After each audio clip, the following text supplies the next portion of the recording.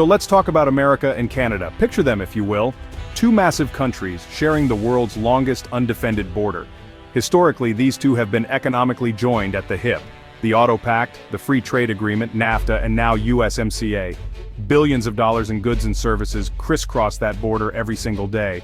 They need each other, a lot. But it hasn't always been maple syrup and roses. There have been spats. Softwood lumber, that's been a sore spot longer than some of us have been alive.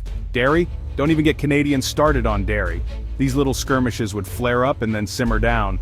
Then things took a turn. The era of America first arrived, and suddenly that long, undefended border started to feel a little more defended, or at least a lot more scrutinized.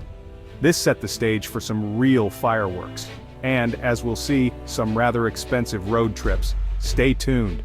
Right, so the Trump administration, they had a particular view on trade, a view that basically said, we're losing, badly. Trade deficits were the enemy, and tariffs were the superhero cape. So out came the tariff hammer, and the first things to get hammered, Canadian steel and aluminum. Wham! A 25% tariff on steel, another 10% on aluminum. Why? National security, apparently? Yes, Canada. That notorious global threat known for its aggressive politeness and deadly moose. Canadian producers were, understandably, not thrilled. Their government was also, shall we say, displeased. And then there was softwood lumber. Softwood lumber, the old classic. This dispute is like the Friends of Trade Wars, it just keeps coming back for another season. The tariffs were steep, the rhetoric was, well, Trumpian. It wasn't just business as usual, it felt more personal, more aggressive, and Canada didn't just sit there and politely say sorry for existing. So, Canada wasn't just going to take this. Prime Minister Justin Trudeau decided it was time for some good old-fashioned retaliation. And retaliate they did. They slapped tariffs on a whole range of U.S. goods. Ketchup, bourbon, lawnmowers, and playing cards.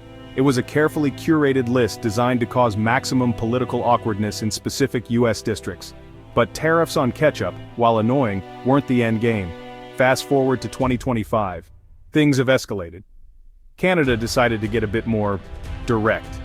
They introduced a new measure, tolls. Yes, tolls. On U.S. vehicles driving through Canada to get to Alaska. This wasn't just a general tax on goods. This was a specific charge for using Canadian roads to access a part of the United States. A bold and frankly rather cheeky move. The Alaska Highway. It's not just any road, is it? It's a legendary route, built during World War II in a hurry. It carves through some of the most remote, beautiful, and challenging terrain on the continent.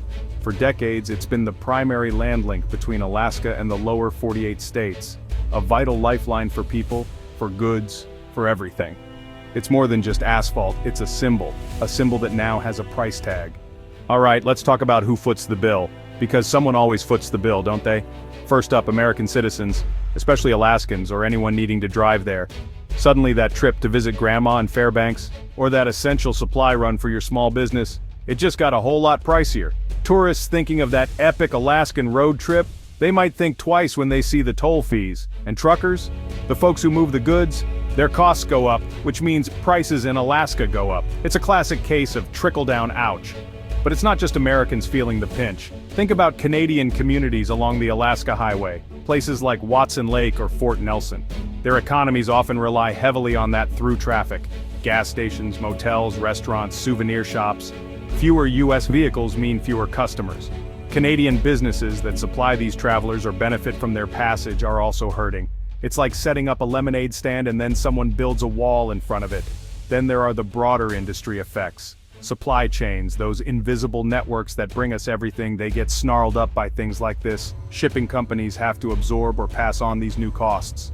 Alaska, the last frontier. It's big, it's beautiful, it's also very, very far away. Its geography makes it unique, and uniquely vulnerable to things like, say, highway tolls. There aren't a lot of alternative routes, are there?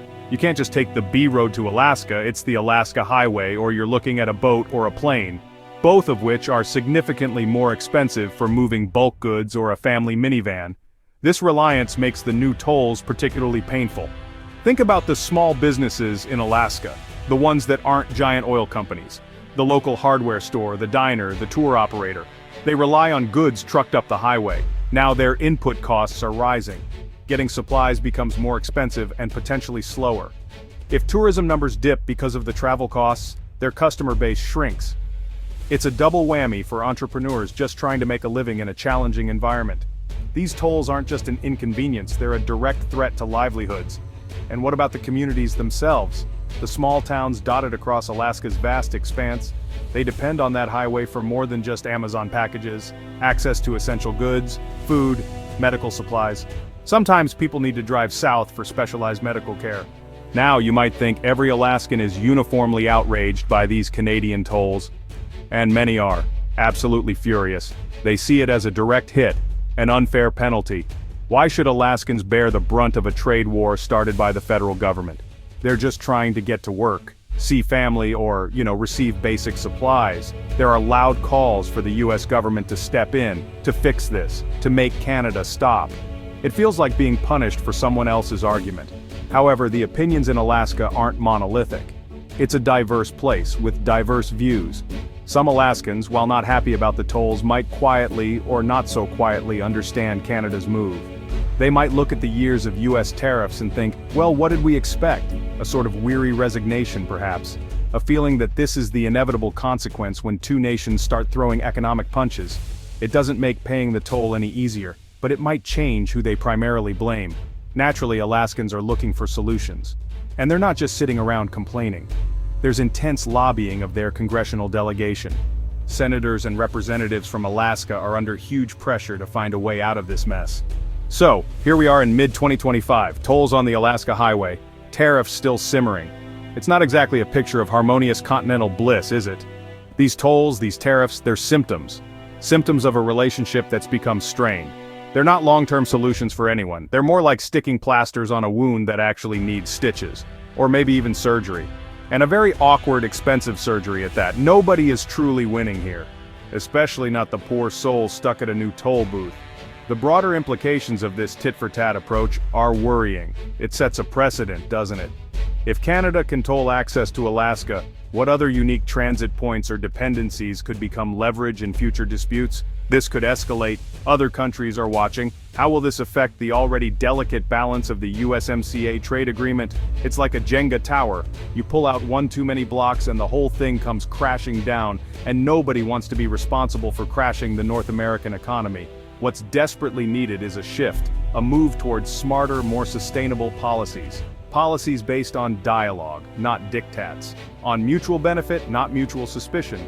Trade relationships, especially between neighbors, should be about making everyone better off, not about seeing who can inflict the most creative economic pain.